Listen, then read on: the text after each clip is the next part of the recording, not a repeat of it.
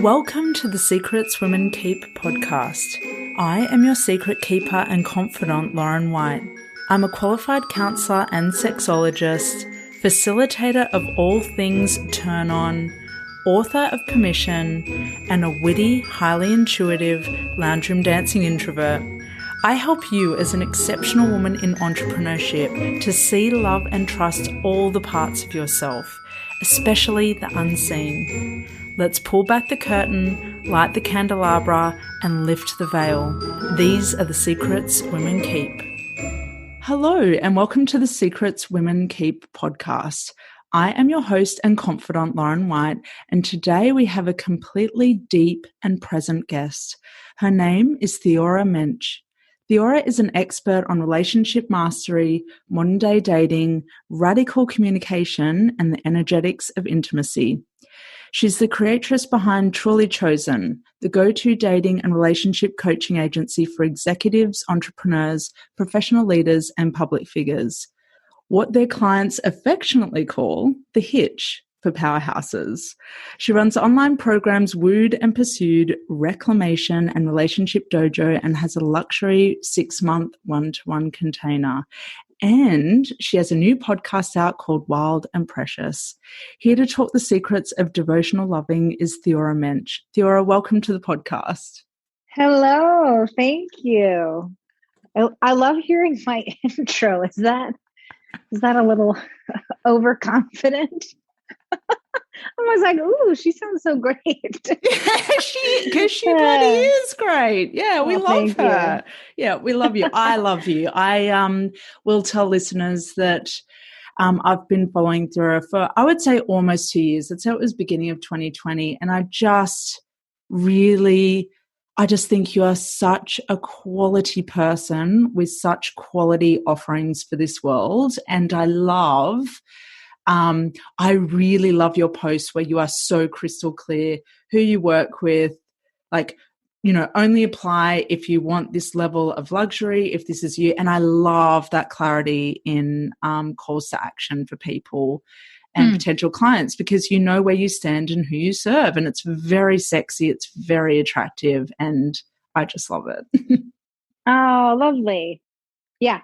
We could go down that rabbit hole as well, but I think entrepreneurship is I kind of jokingly say it's like my favorite plant medicine because it's so characterized by uncertainty that, like, you don't know the lesson until you you're like, I have no idea how this is going to go.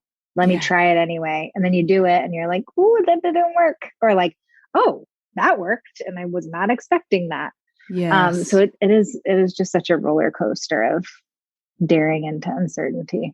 It is like and I think that's why I'm so drawn to friendships now and connections where other women are entrepreneurs, because there's just that mutual understanding of the roller coaster and learning the lessons as you go, learning what you are and aren't available for, learning who you work best with and where your energy is best utilized. It's just this beautiful, constant refinement, isn't it? Like, you're just constantly polishing the diamond, polishing it again.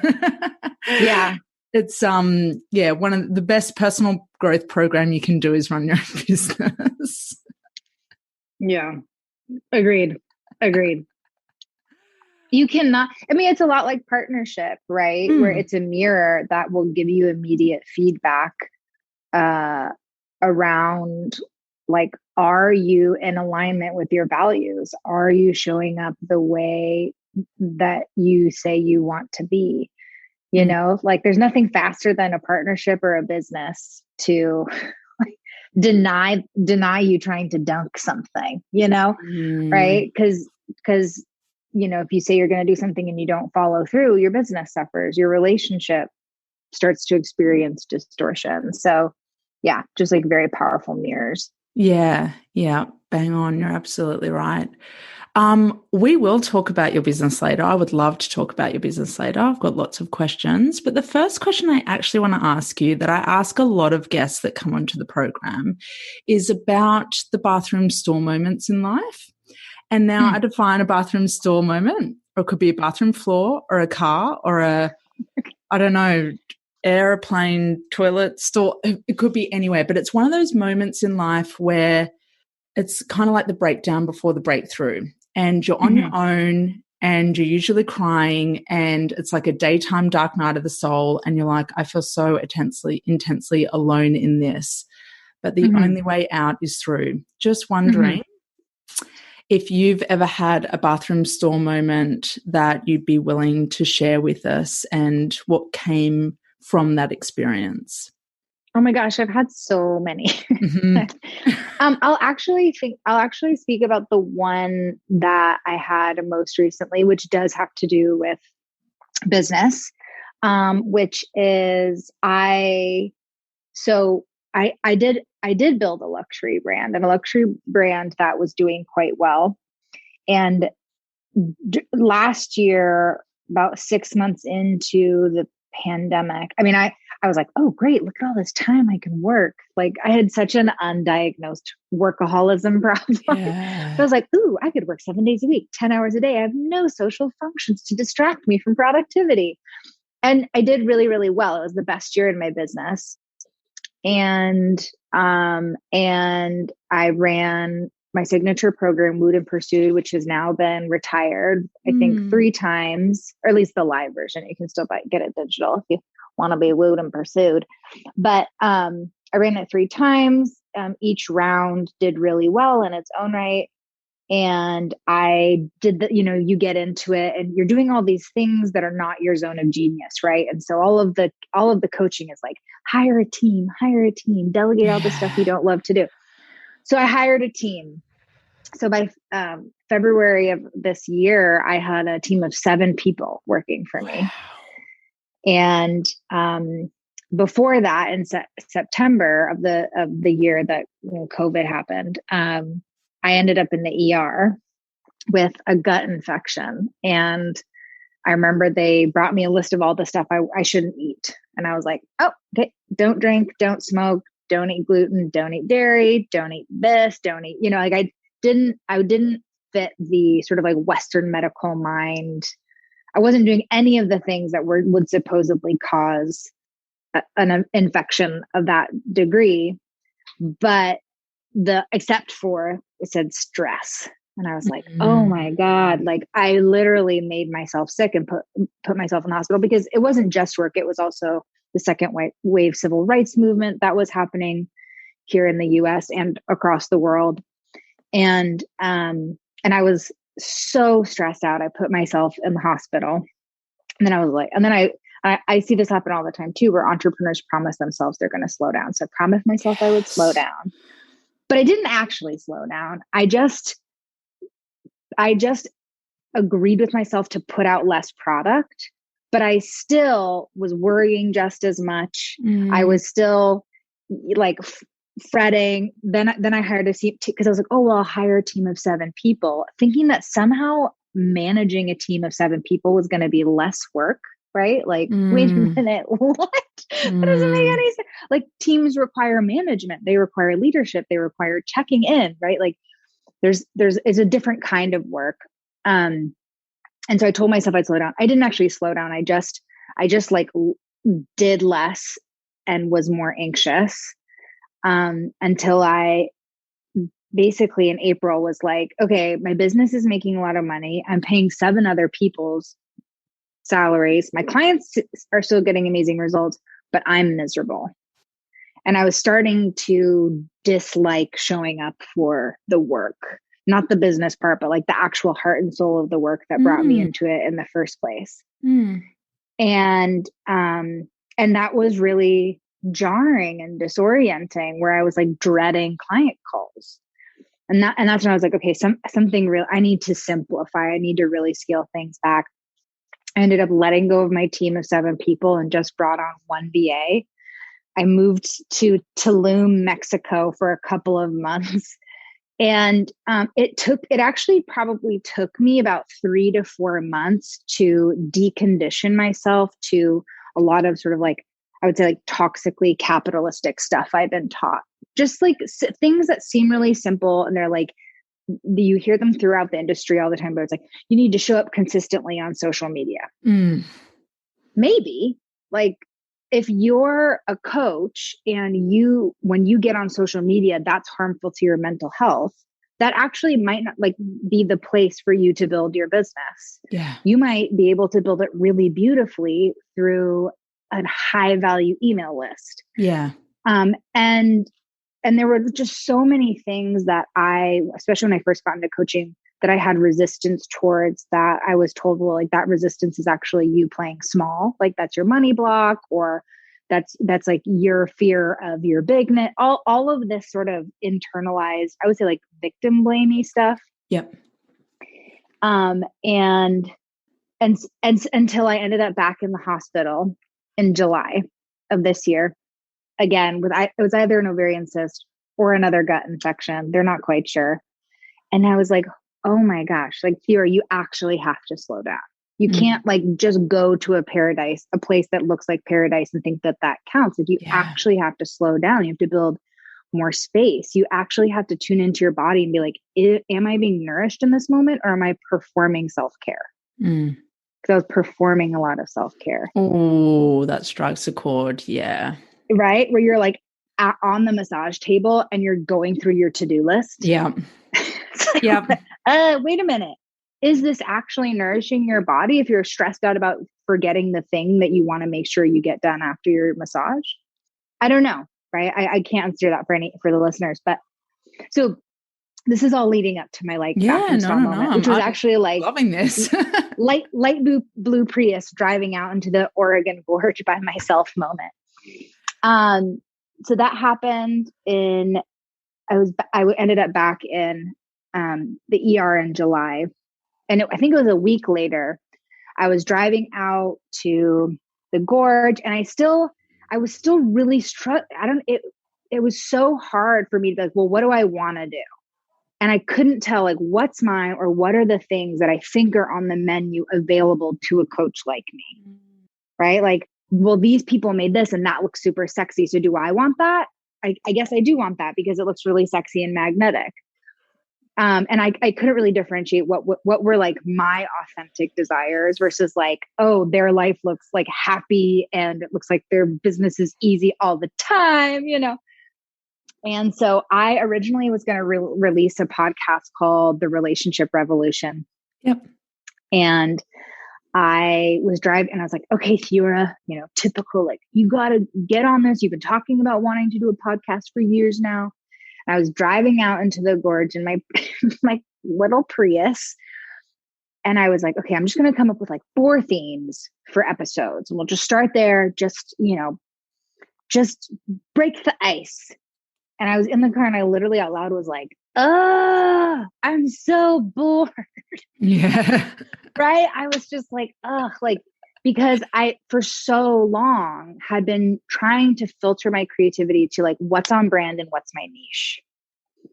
Right. And really, which doesn't mean that I can't create things, because I before we started recording, I could talk about relationship till the cows come home.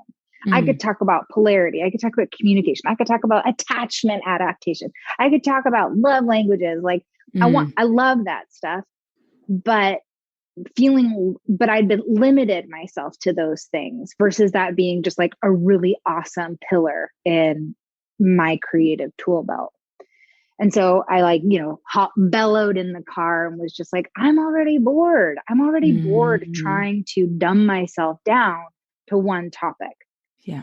And I immediately started to see this parallel between, of course, this is what I often support my clients who are trying to call in new relationships, is like, don't compartmentalize yourself. Don't put yourself into the box of what you think is likable by a desirable partner. Like, fly your freak flag. Let's explore all of the sort of the faces of you that you haven't given permission to self-express, that you don't love and you haven't claimed.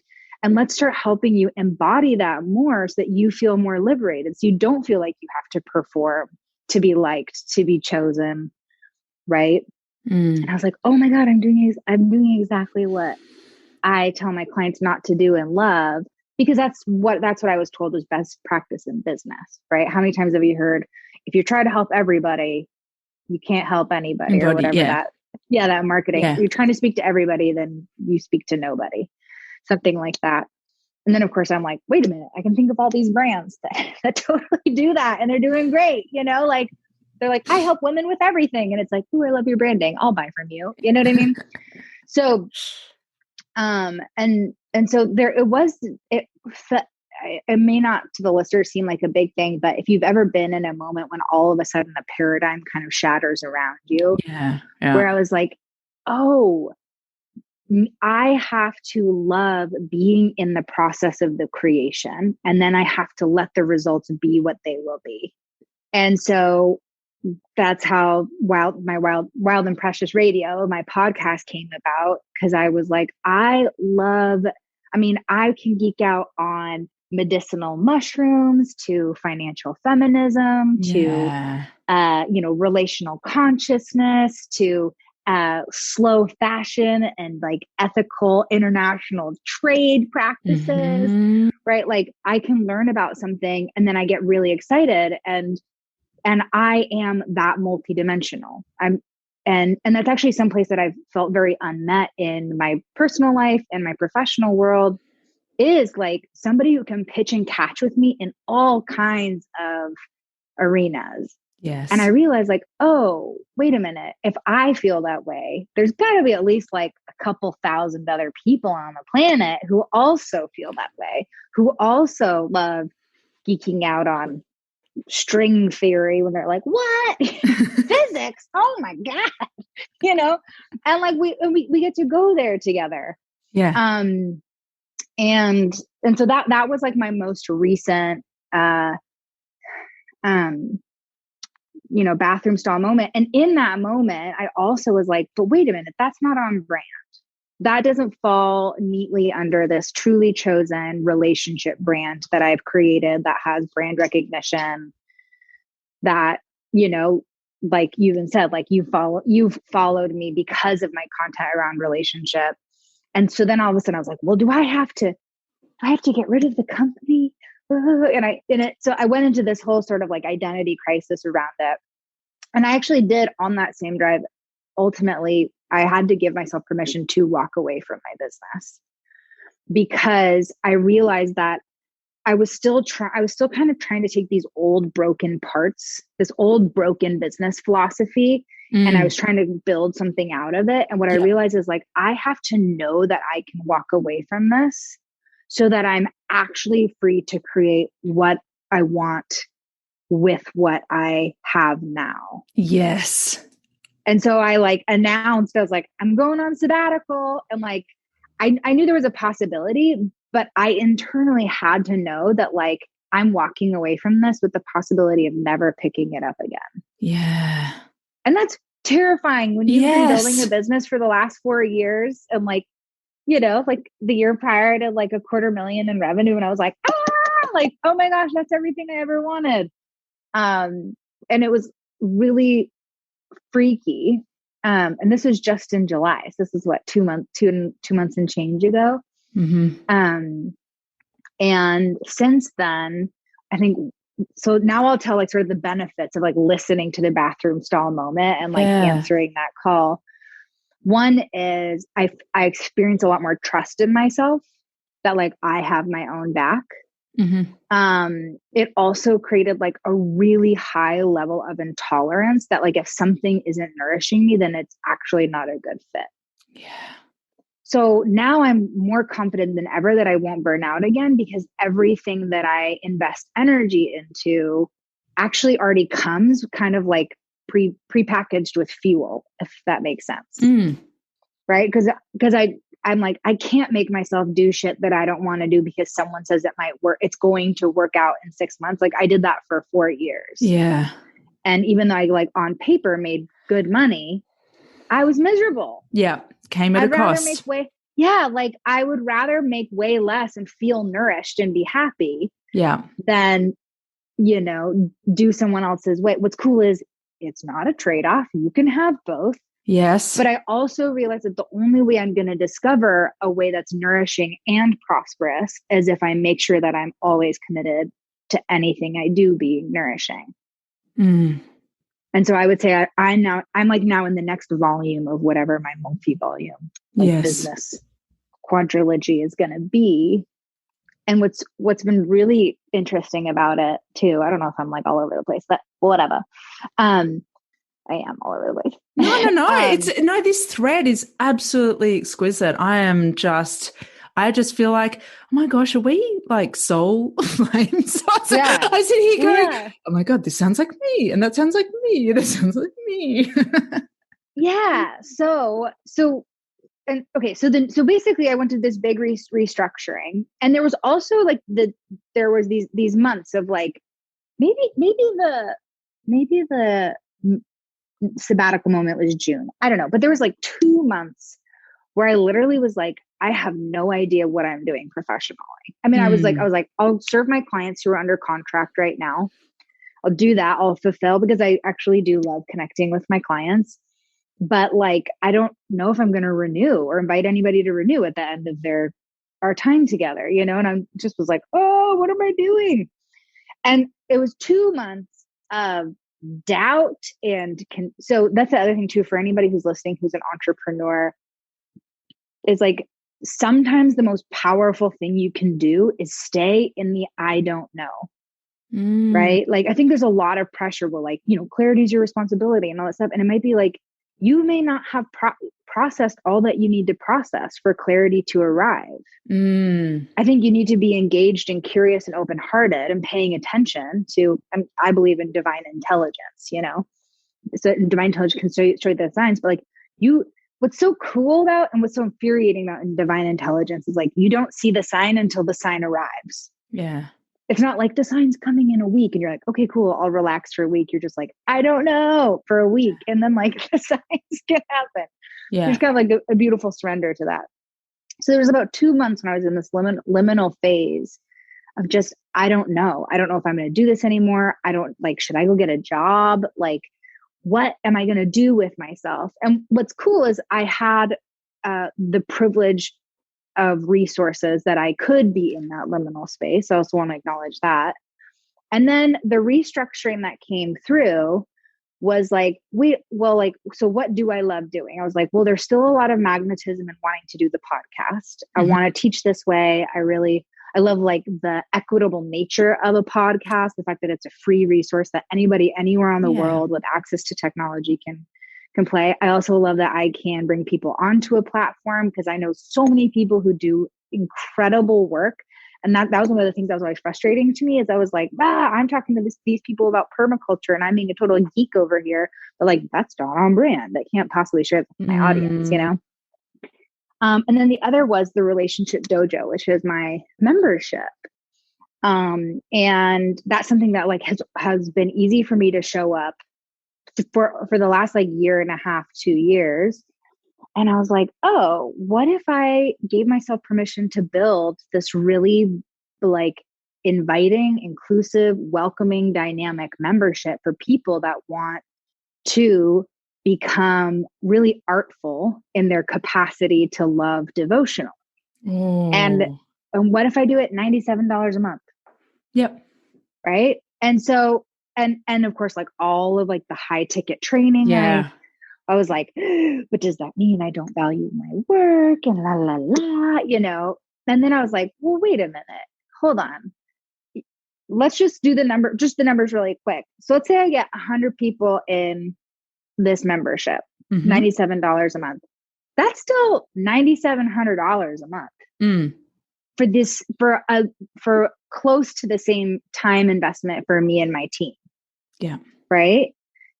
Also, so you get 1,000 people in the membership. That's $970,000 a month. Right. So I was like, oh, there's other ways to create like that would be prosperity plus spaciousness plus something that like at no point have I not enjoyed creating. Yeah. Right. And I was like, and so this is when some of like the how, because I was like, yeah, I would love to do something different, but I don't know how, because I was trained to do this other way. And I can't imagine something outside of what I was taught to think. Right. And so then it was like, oh, and so it presented like a new possible structure for a way that I could create a really profitable business that nourishes me, that nourishes my clients. And of course, it could just be one offering. That's what's so cool about the scalability of a membership like that, right?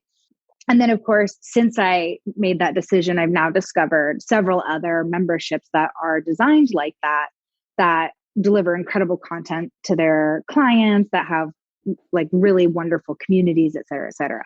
So, all of that to say is like, there was a moment in the car where I couldn't sort of like tolerate my own frustration and boredom anymore.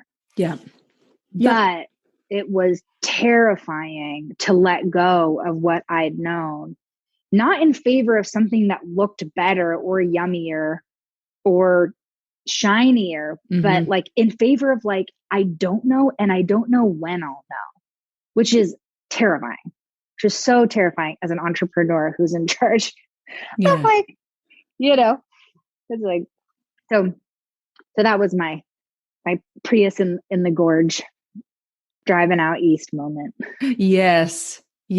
And what you said about letting yourself be in the I don't know moment is very liberating, when there is this expectation that we clear energy quickly, that we re-find our alignment, that we like hop back on the horse. Like there is a lot of dialogue as entrepreneurs about the quickening, like really quickening up how you clear and how you process and getting back out there again. So there's a lot of freedom in what you said about allowing yourself to be in the I don't know.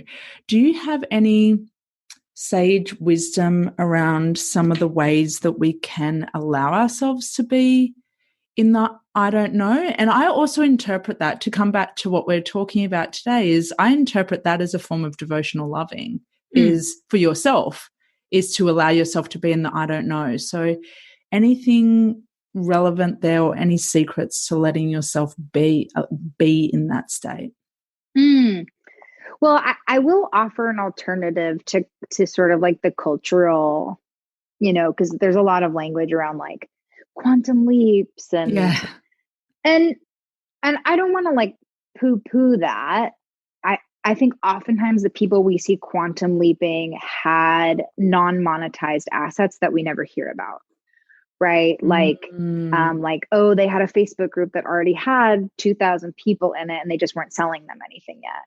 Or they, had a list from the MLM they used to run, or they were a blogger for 19 years and had 3,000 people in their email. Right. Yeah. And it's like, oh, and I think that's such a disservice to the people that are brand new starting out, who are like, well, if those people can go from 0 to 6 figures in 6 months, why can't I? And it's like, there's actually a very understandable, like surface level reason for why that is. It's not just that like your energy is not in alignment. And I also think that I also want people to hear that like slow can be sexy. Like results do tend to take time, and it's not like, I mean, to me, right. Again, like I'm like a big practitioner of like walking the path of sacred union. It's like, imagine beating Mother Nature up for not growing a forest faster. Yeah.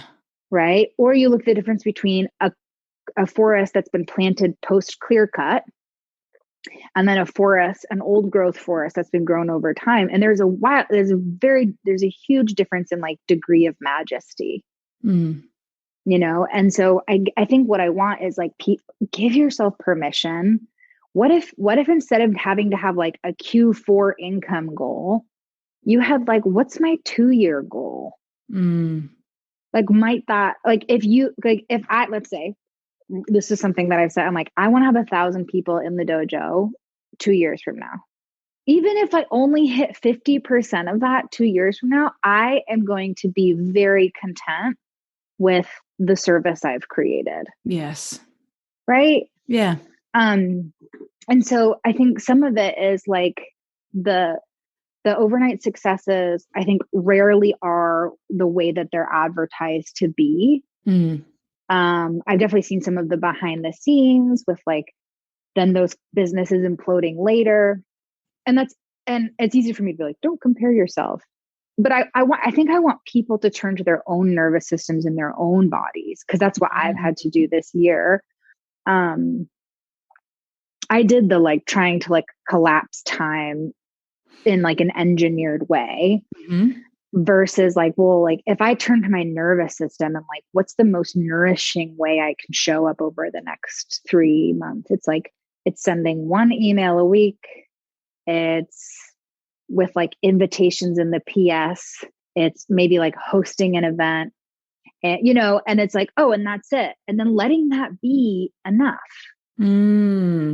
Versus like, okay, you need a 6-week launch and then a mat, and then you need a turn on event. And then you need the right, which I'm not saying that those things don't work, but for some nervous systems, they do. Totally. We've seen lots of people build that way. I'll put it this way. They can work. They don't. They can. Yeah. They can also not work. That's it.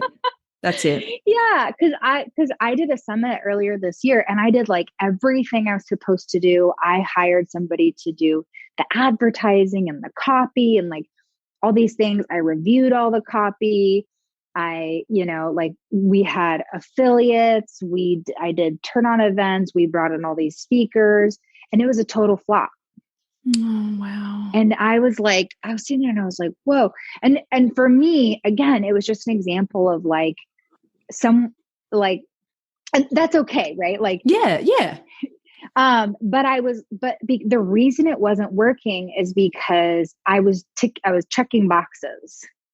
And I don't think in the kind of work that we do that is sustainable. Yeah. I think you can do it for a couple of years, maybe. Yep. I did it for about 4. Yep. And then at some point, I would say probably like an inner, to use like polarized terms, like an inner feminine rage is like enough. Yeah. Like I will not. And that's that. And I think that's where my body was like, no, like we're not doing this anymore.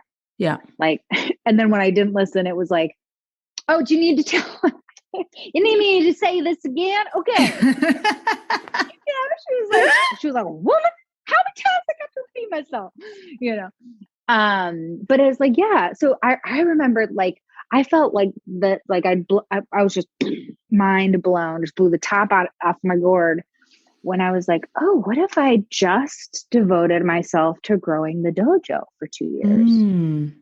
What might that look like? Yeah. You know, and was like, huh. And like, I can take one-on-one clients if and when they come, but it's almost like the one-on-one clients are a bonus. And then like all of my attention and energy and nurturing is going to like this garden that is the dojo that like I love. I just wrote an email to my list being like, these are all the things I love about the dojo. Right. And it's like, oh, that feels so, no 8-week launches, no webinars that are like secretly, you know, like bait and switch pitches. All of these things that like a lot of us have been taught that are actually from like very toxically capitalistic sales practices, but then they've been rebranded with like spiritual terminology. And some people have made them their own, but I would just say that sometimes that resistance we feel towards those gimmicks isn't our money block. It isn't our sales avoidance. It isn't our resistance to the complexity of entrepreneurship. It might actually be your intuition and your wisdom saying like, this is not how we want to do this. And like, I remember telling an entrepreneur friend of mine who teaches a lot of, I would say more ethically than most, but teaches a lot of these sort of historically capitalistic techniques, right? And I told her about going on sabbatical and I was like, yeah, I just like need space because I can't do it this way. And she was like, yeah, you know, entrepreneurship isn't for everyone. And I was like, oh girl, that's not what I said. I was like, I did not say that I was getting out of, you know, like it's not that it's not for me. It's that doing it in a toxically capitalistic way is not for me. And like, I'm not going to create for an algorithm. Yeah. And I'm not going to, you know, like, I'm not going to create content because I'm supposed to have a niche. Right? I'm not going to be like, oh, are you tired of XYZ? Well, then you need to learn ABC so that blah, blah, blah, you know, like, I was like, the people I'm talking to are people. why am I interacting with these humans that maybe I haven't, like, why am I treating them like commodities or things that have to be converted rather than like flesh and blood people? Yeah. And I think there is a collective awakening going on around this where a lot of us are like, that's not interesting. And it's also not of service. Yes. It's not of service to do. I get in a lot of arguments with other coaches around how, like, if people want to get out of contract with me, I almost always let them. Yeah. And it's always like, but, and I'm like, look, if they don't want to learn with me, then right, like that doesn't serve either of us. I'm not gonna be like, well, you made an agreement, so you need to pay this thing. Like I'm actually, I'll have a conversation with them, of course, but if they're like, this is not a good fit for me, you know what I'm going to do? I'm going to treat them as powerful to make decisions about who they want to be working with. Yes. Versus like, well, a contract is law. And so they have to pay me because really the truth is I'm still terrified of my sales conversation. That's right. And I don't want to have to do another one with someone else. And I'm also afraid of what this says about me. Yes. Yeah. It is for the highest good of them. And for you, you do not want to be still with someone who probably will just stop showing up anyway through force. That's not treating them as a sovereign person. Yeah. Or like, especially because I've been on the receiving end where I've invested in a program. I thought it was one thing, and the needs of my business shifted rapidly in 6 months. And the program was 12 months. And I was like, this is not, like, if I was an outside accountant or like a financial advisor to my own business, I would be like, don't do this. This is a massive investment and it's not serving your business at all. And it's tying up you, the CEO's energy. Like, this is not like, right. Like, and there was no conversation about me being the very best person to make decisions about what's right for my business. It was just like, well, you made an agreement. And I'm like, yeah, but like these agreements don't exist in a vacuum. I think the next iteration and like the next level of consciousness for business is remembering that like we need to not victim blame our clients, which is also taught a lot in like the business coaching world, right? Like if a client is starting to shut down and stuff, that's their problem. But if they're having a lot of success, that's because we helped them. Yeah. Right. And there's so much readiness to take credit for people's successes and then absolutely no readiness to also take responsibility for people's collapse or falling short or frustrations. And to me, that just doesn't hold with my values around like integrity. Yeah. And it is like, I mean, and of course, like, when, if you have like 50,000 clients, buying a product from you, you can't have a one-on-one conversation. But most of the people who are listening to this who are entrepreneurs are probably working with individuals. That's right. You do. Yeah. And if you don't have time to have a conversation with your client about why your program might not be working for them, there's something else going on there. Yeah. To me, right? Yeah. Agreed. Yeah. Agreed. Especially at the level of investment that we're talking about. Most definitely.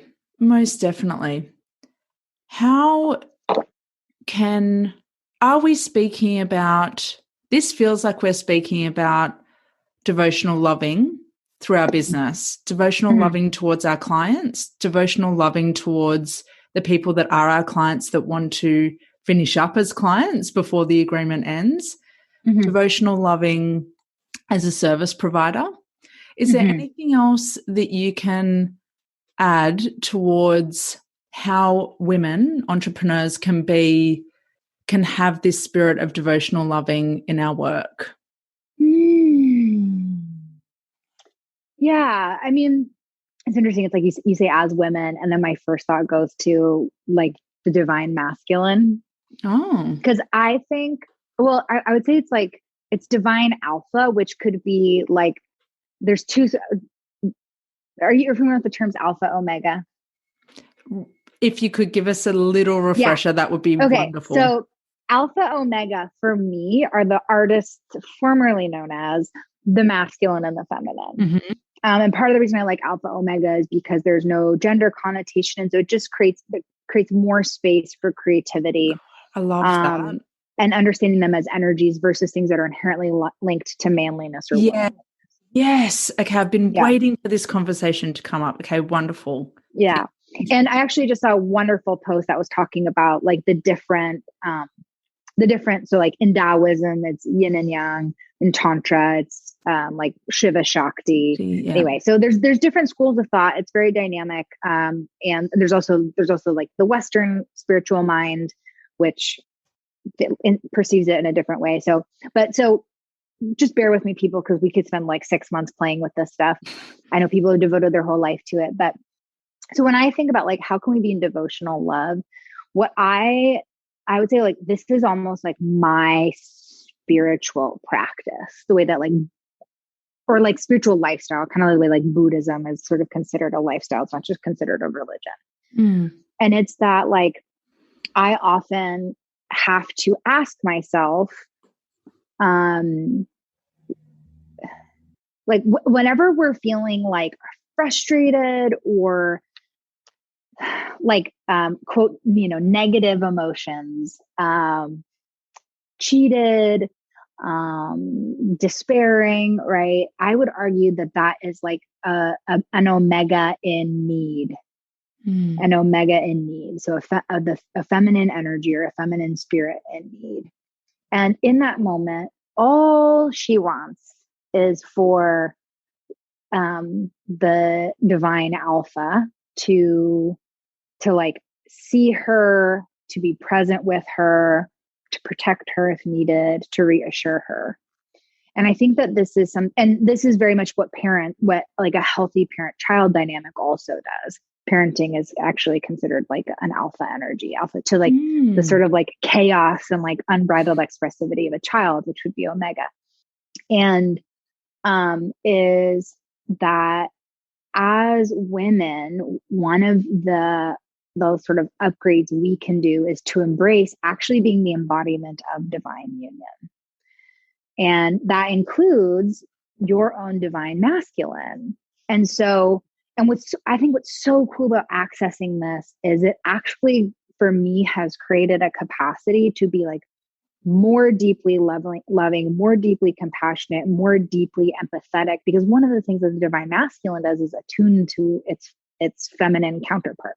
And so we can, and the divine masculine, it's integrity, right? It's like integrity in action.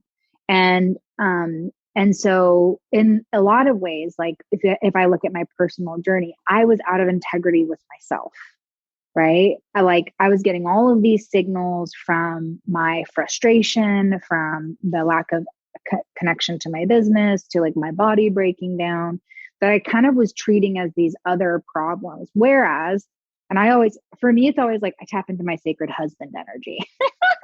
That just like puts me right there. I was like, oh, like if I like brought in like the energy of sacred husband to interact with that, what he would do? He'd be like, babe, I love you, but you got to slow down. Right. He wouldn't be, like that energy wouldn't be hard on me. It wouldn't make me wrong. You'll be like, oh, but I just got to write an email and be like, no, you don't. Right. And so for me, like that sacred husband is something that can evoke for me. For other people, it might be like the great mother energy. But I think we really have this opportunity, and that's some sort of the awakening coming in now, which is like, what does it actually mean to lead with integrity?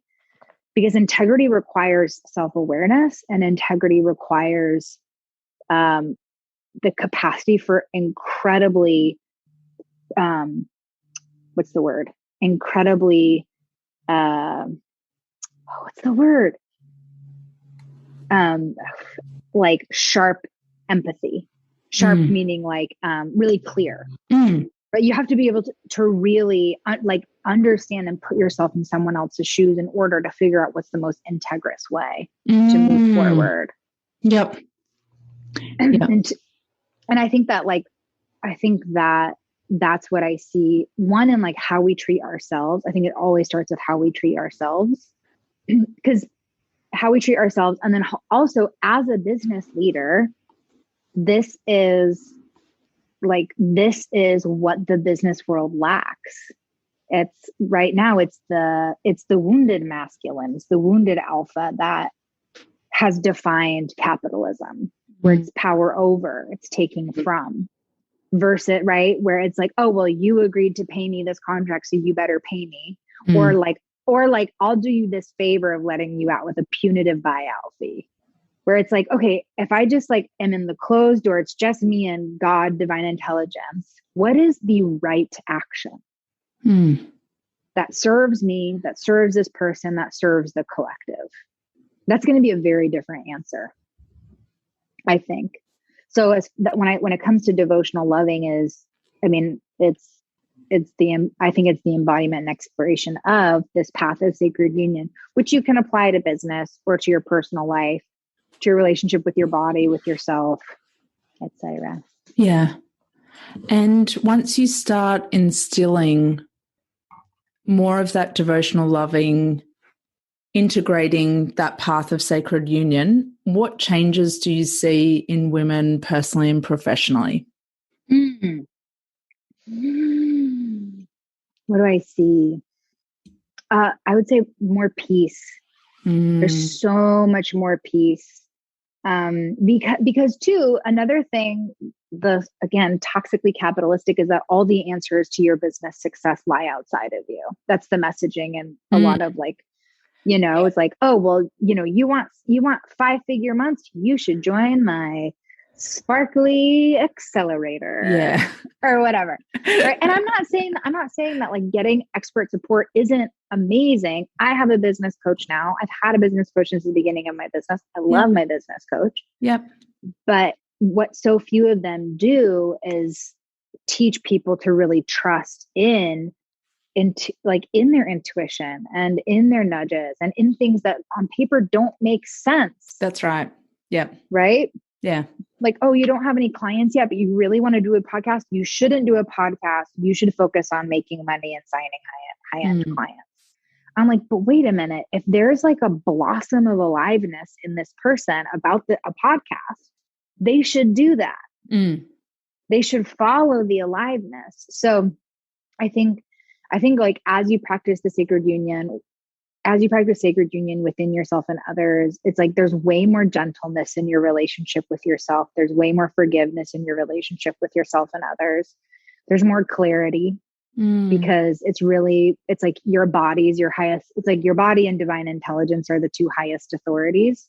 So you don't have to go into the 6-figure mastermind to get the answers, unless that's where your body guides you. Yes. And then go for it. Right. Yes.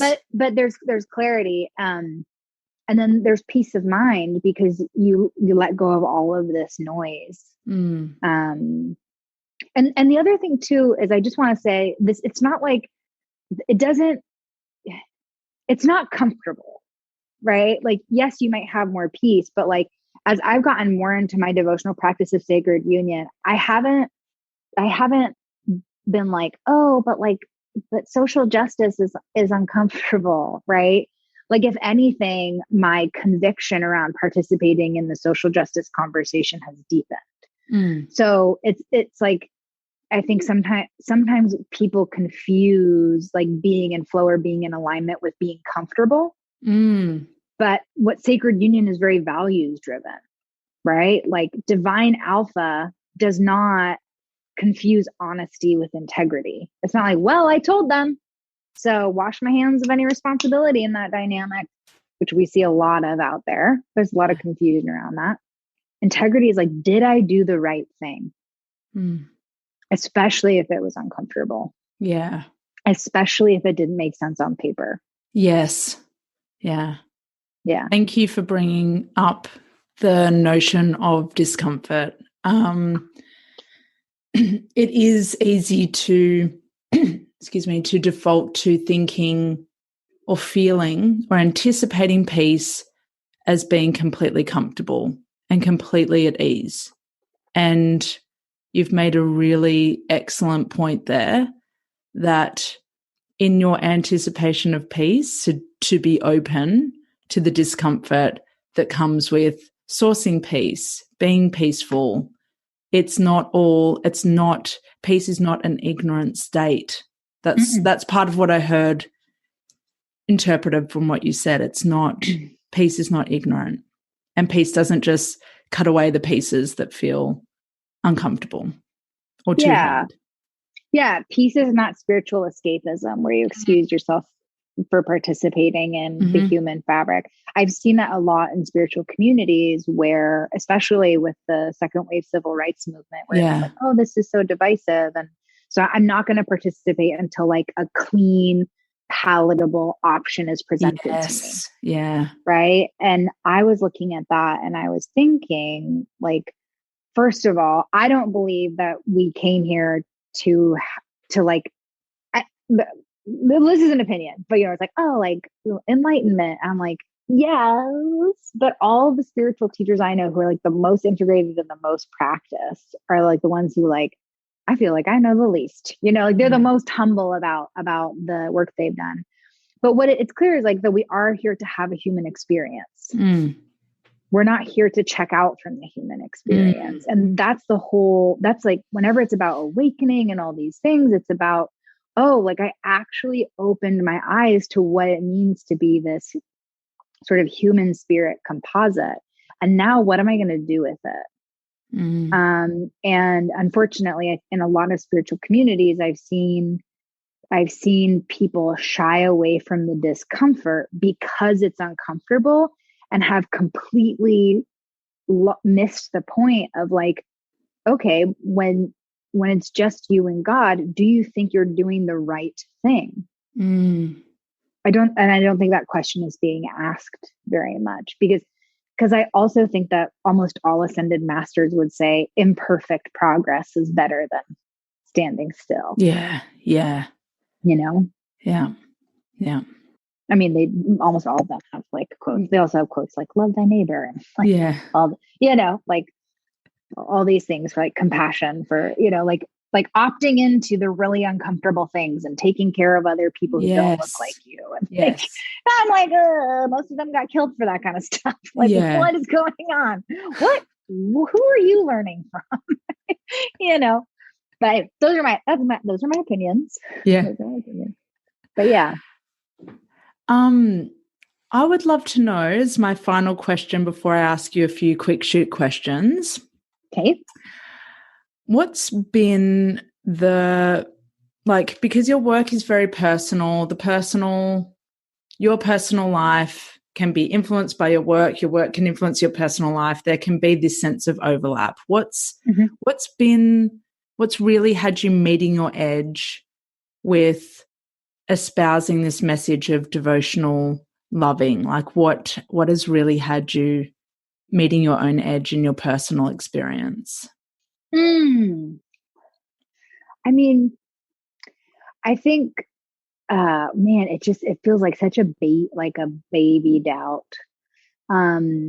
Something that I come up against often in the work is like, yeah, but I haven't attracted the devotional marriage yet. Which like, who knows what's in store for me. And so I definitely still hear those voices that are like, yeah, but who are you to teach something that you haven't like manifested in real time yet? And that would be I would say like my biggest edge. And inevitably when I can come back to like how many people I've helped and the fact that I do relationship better than most of the people I've met, like I'm a much better communicator. So I'm a much better communicator. I'm much more generous in my love than most people are. I'm much more loyal than most people are. And so it's like just one of those classic examples of this is something I became a master at because it didn't feel like it was for me. I grew up the child of death. I grew up the child of divorce. My father and I had a very strained relationship when I was young. And so I didn't grow up really knowing how healthy relationships worked. I also looked around and I can't remember really any partnerships growing up. I remember the first one was my college boyfriend. I went to visit his family in Chicago, and I watched his parents together, and I was like, oh, they seem to like each other. They seem to like each other and love each other and like want to hang out with each other, and they communicate. They don't bicker. They communicate really freely. And I remember writing them a letter being like, I kind of thought that functional families were a myth until now. And now I'm like, it was really such a gift and a blessing to be in that home and see like what kind of a family can come from parents who love each other like that.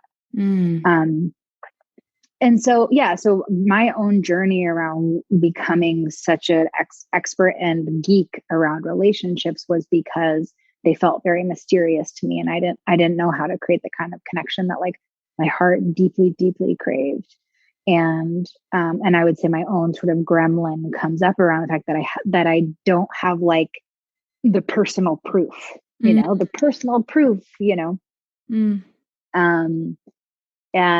and yet also too, when those doubts really bog me down, I always come back to like, well, what other option is there? Right? Like, am I going to just check out and like be like, or I think that if I could rid myself for the longing of the maturity and dynamism and enriching love that my heart really craves, like if I could be relieved of that, I would have been relieved of that by now, because being in the creative tension of wanting something and it not arriving, yes, like drives you nuts. Right? It's like, where are you? And so it's kind of like, well, if it takes a year or 5 years or 10 or 40, like really, I think the only option is for me to show up on this path of sacred union, because every lesson I learned makes me better qualified to love the way that I want to love, and to partner the way that I want to partner. Yes. So we'll see. Yes. Oh God, you are just exquisite. Okay. I'm gonna get prepared for a words of affirmation. Come back for Wave part coming 2. your way. It's my love luggage. I am going to do that in a moment, but first I just want to ask you some quick shoot questions. Thank you for that beautiful, honest response. You are just, okay. Words are coming. Quick shoot questions. Just sacral response. Intuitive response. Okay. Something that you're very good at. What's your favorite taste? What's my like food? Anything. Oh, what's my favorite taste? The first thing I thought was salty. Yeah. Yeah, I love savory stuff. Yeah, me too. And also maple syrup. Just on Yes. its own. I think maple syrup is like the most delicious thing nature's ever created. Yes. So just a little nip here. Yeah. Don't tell. Oh wait, I just told. What's your favorite ritual? Making coffee. Yeah, or like a morning bevy. I go through phases where I don't make coffee. I'll be doing on a matcha kick or something like that. But there's just something, it's the same process. It happens at the same time each day. I have I love I like mugs with great texture, and it bridges the gap between like the sleeping world and then kind of like being alert and aware and ready to take on. I love that. The next daylight chapter. Yes. Also walking my dog. I love walking my dog. Yes, I've seen him in your grid. What's your favorite secret place? And that could be internal or external. My favorite, the secret place. Well, the first thing I thought of was the land that my mom left me up in the San Juan Islands in northern Washington. it's where we took her to pass away. And there's just, whenever I go there, she's also buried on that island. And just whenever I go there, it's the only place that like, it feels like her spirit is always with me. And there's little places that were special to her. And, before she passed, she died when I was 10, and she wrote me letters for my birthdays, 11 through 18. And in one of the letters, she talked about being like a young teenager and studying Wicca and like casting spells. And so I like to think of this young version of my mom, and sort of like her own private terabithia. So I would say that's my favorite secret place. Oh, that's beautiful. What's one word you want people to use to describe you? Captivating. Yes. Saucy. What gives you goosebumps? Man, I get them in movies all the time. I cry so easily. Moments of like triumph and personal choice. So like in a movie where somebody could choose the easy thing, the understandably human thing, and instead they make the choice that's an active spirit.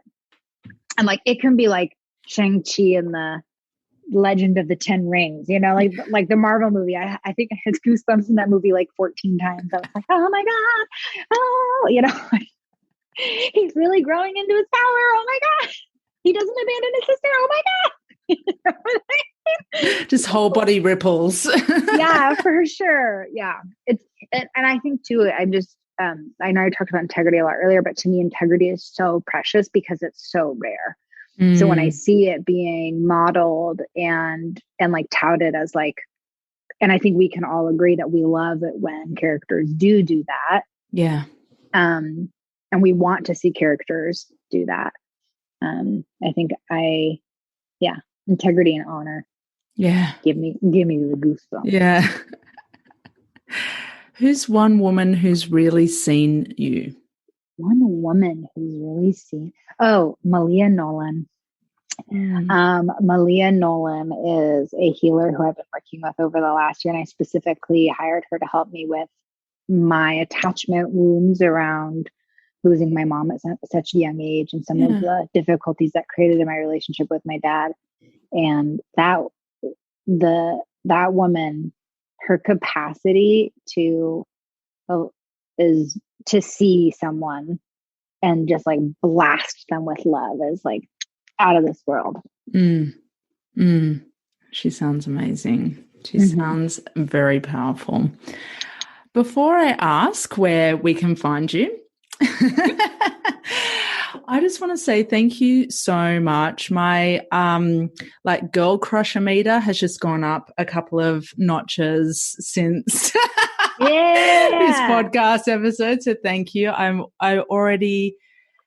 I follow you not so much for what you say, but who you are and how you speak. So it's really about your essence. And I would say that's 99% of the reason why other people follow you as well, is that your essence comes through. So thank you so much for being so candid today and really shining a light on the mirrors between entrepreneurship and personal life and how we can be loved devotionally through all of that. And really it's one and the same. And so thank you, Theora. Thank you for being you. And I'm really excited for you to see where this next chapter, this next iteration, where it goes for you. But it sounds and it's feeling really lush and really expansive and really anchored in for you. Yeah. Thanks for having me. I love conversations like this. You're a fabulous interviewer. Yeah, me too. Oh, thank you. Yeah, you're welcome. Where can we find you if you want to follow you? Instagram's the best place. I'm sure you'll include my handle, but it's Theora Moench is my handle. And that's the best place. Actually, please DM me. I have somebody who responds to almost every single one of my emails. And recently he was like, I hope you don't mind that I always have unsolicited comments. And I was like, oh my gosh, no, my favorite part is when people reach out and talk to me. Because otherwise, when you're a content creator, it can feel like you're just kind of shouting into the wind. And then when people respond, like when they listen to this episode and they like message you and they message me and they're like, this is what landed, or like, I didn't agree with you about blah, blah, right? It becomes a conversation and it becomes a two-way relationship versus a one-way relationship. Yeah. Yeah. So, I'm going to put that as your call to action from today's episode for everyone listening is share it on Instagram and tag both of us and let us know, both of us know what you're going to take away and what really landed in and what your response was to what we talked about today. I would love that too. I'm going to put my name in the hat as well. Oh my gosh, yes. DM Lauren. Thanks so much, Theora. Thank you.